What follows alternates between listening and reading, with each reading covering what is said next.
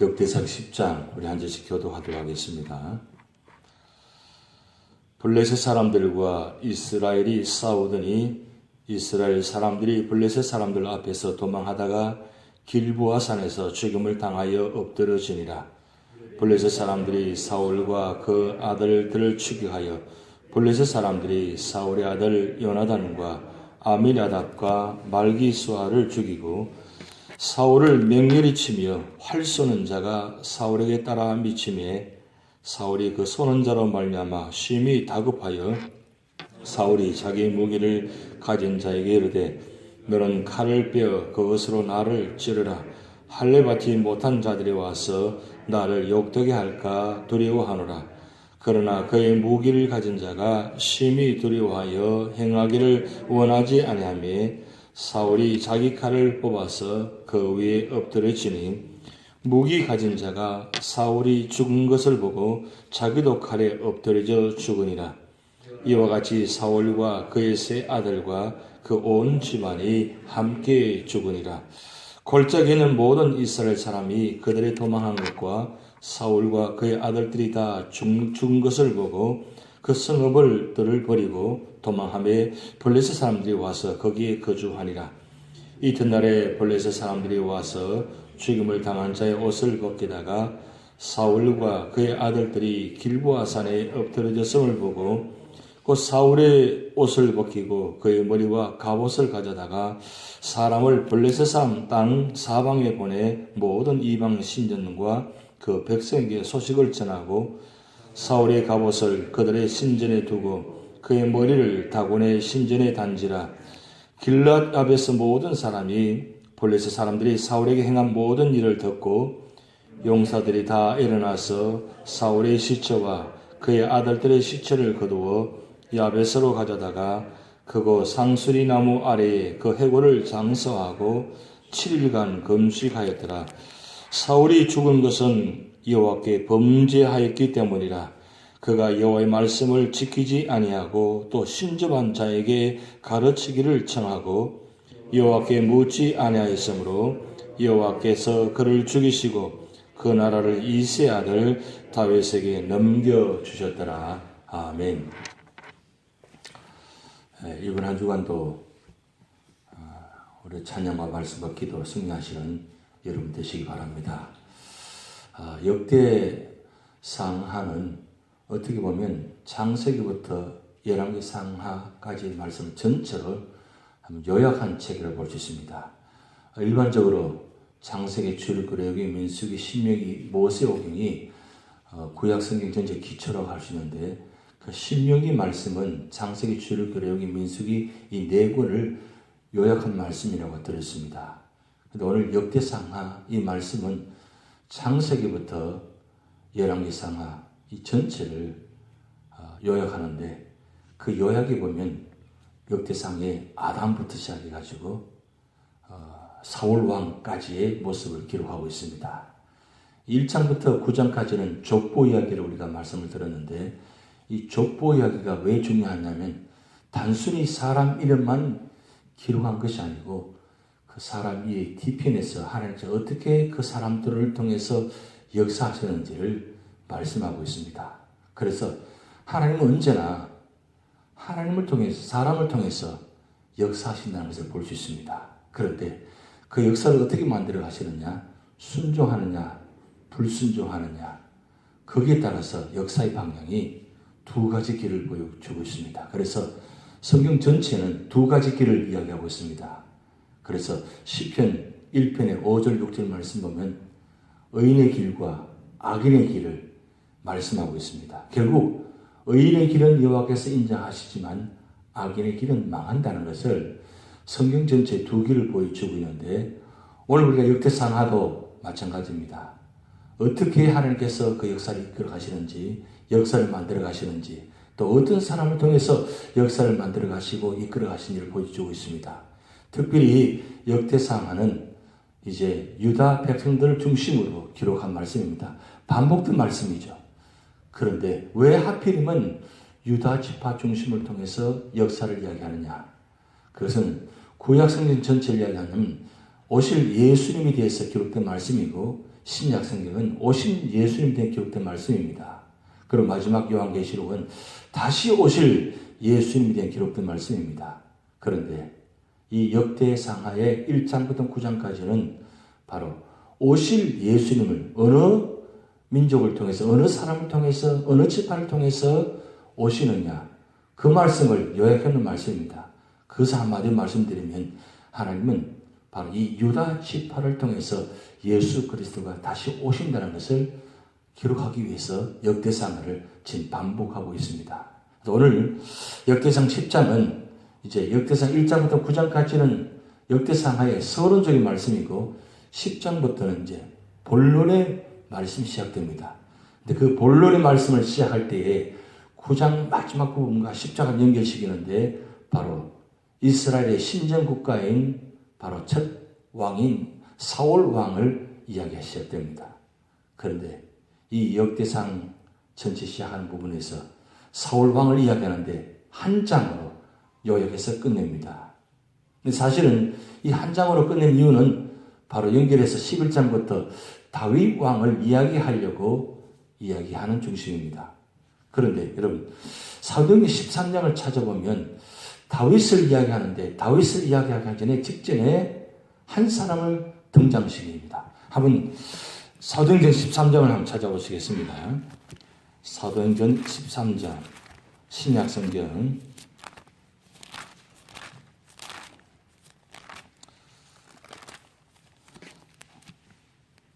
사도행전 13장 21절 22절 신약성경 209면입니다. 사도행전 13장 21절 22절 같이 있습니다. 그 후에 그들이 왕을 구하거늘 하나님이 베냐민 지파 사람 기스의 아들 사울을 40년간 주셨다가 패하시고 다윗을 왕으로 세우시고 정언하여 이르시되 내가 이새의 아들 다윗을 만나니 내 마음에 맞는 사람이라 내 뜻을 다 이루리라 하시더니 여기 이 말씀은 사도행전 이 사도 바울이 복음을 전하면서 하는 역사의 이야기를 정리한 이야기입니다.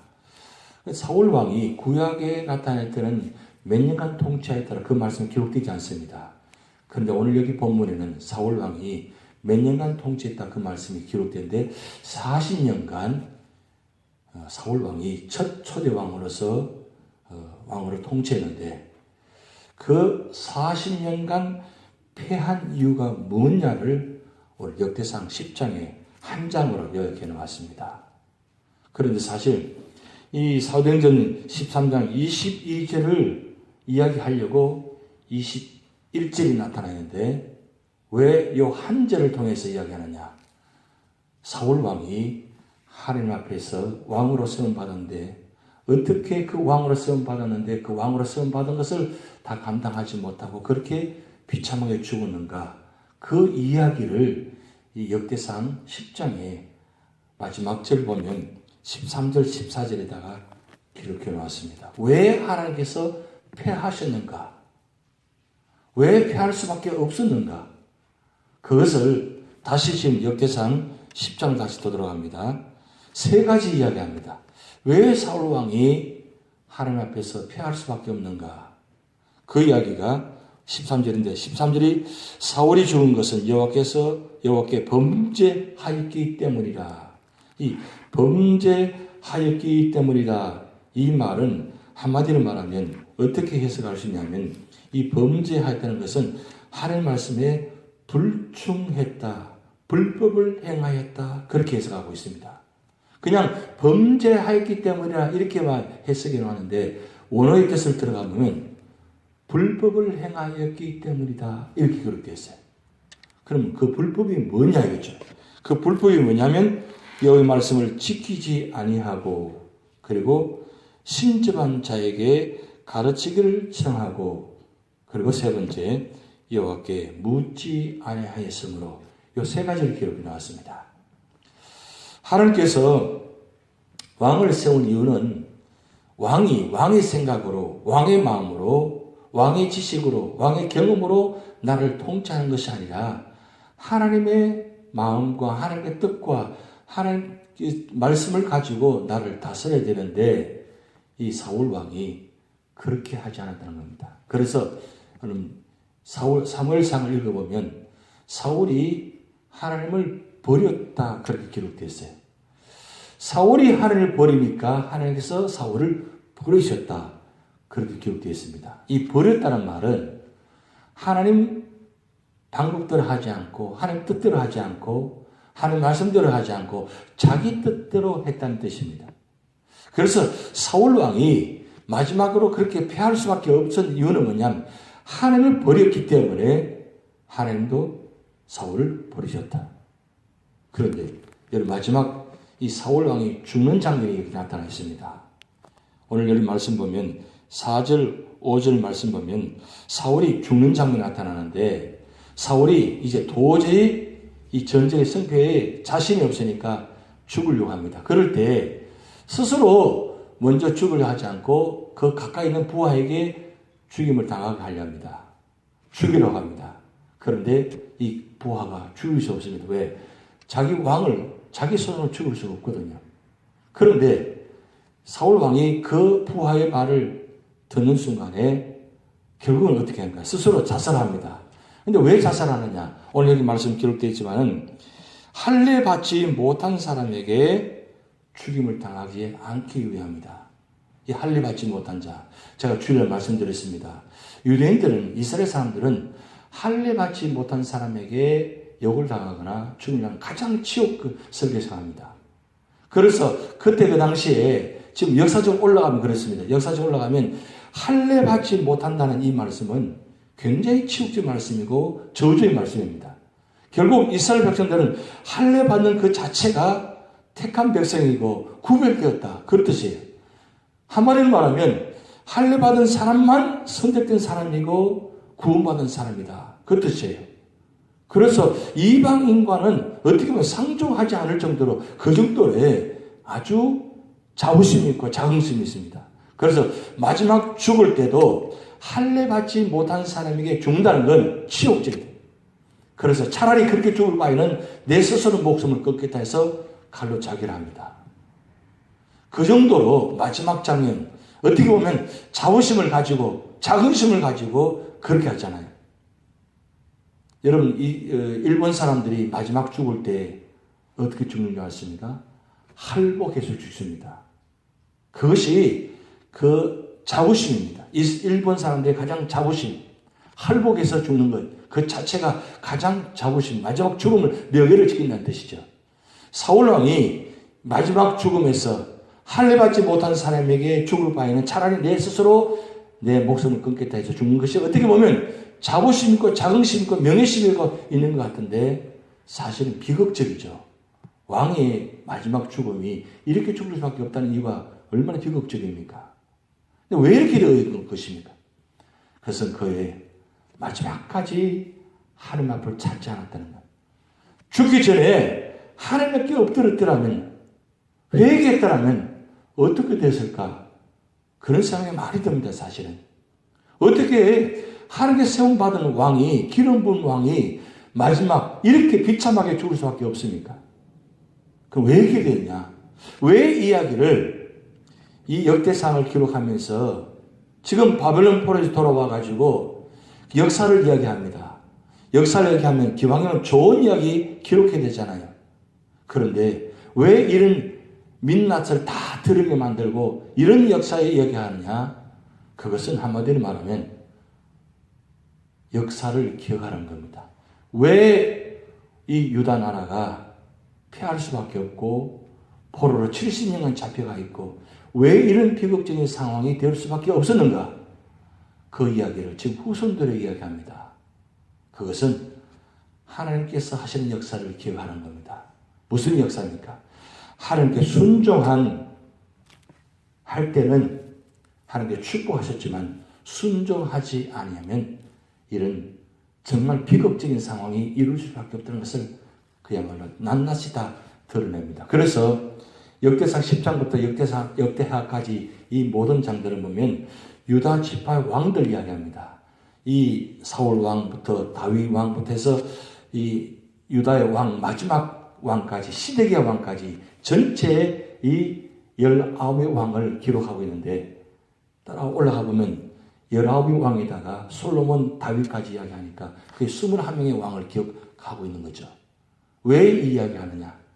한마디로 말하면 역사의 순간들을 다시 한번 기억하고 그리고 역사의 기억할 뿐만 아니라 우리가 과거로 돌아가서는 안 되고 우리는 미래가 있다는 거죠. 미래를 바라보는 거죠. 그래서 역대상하는 과거 이야기하면서 미래를 이야기하고 있습니다. 사실은 과거 이야기밖에 없습니다.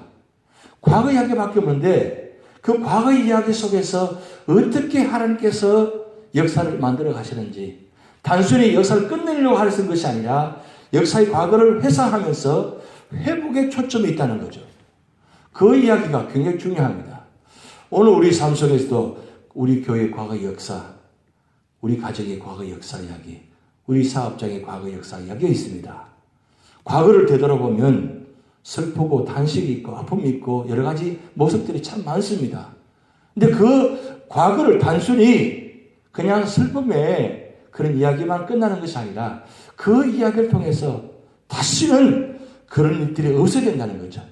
그리고 앞으로 하나님께서 순종할 때는 하나님 말씀대로 따라갈 때는 하나님께 쓰임 받을 때는 어떻게 역사를 이끌어 가실지를 다시 한번 이야기한다는 거죠. 그래서 역대상 10장부터는 과거를 이야기하고 있지만 미래를 이야기를 동시에 하고 있기 때문에 우리가 말씀 볼 때마다 과거와 미래를 동시에 볼 수 있어야 됩니다. 그럼을 통해서 우리 주시는 교훈은 무엇입니까? 오늘 하루도 하나님 말씀에 순종하고 철저히 하나님 말씀에 따라 살아가자. 그리고 하나님과 말씀에 동행하자. 그럴 때 하나님은 반드시 축복하신다. 이 말씀을 꼭 기억하시고 이번 한 주간도 승리하시는 여러분 되시기 바랍니다. 다 같이 기도하시겠습니다.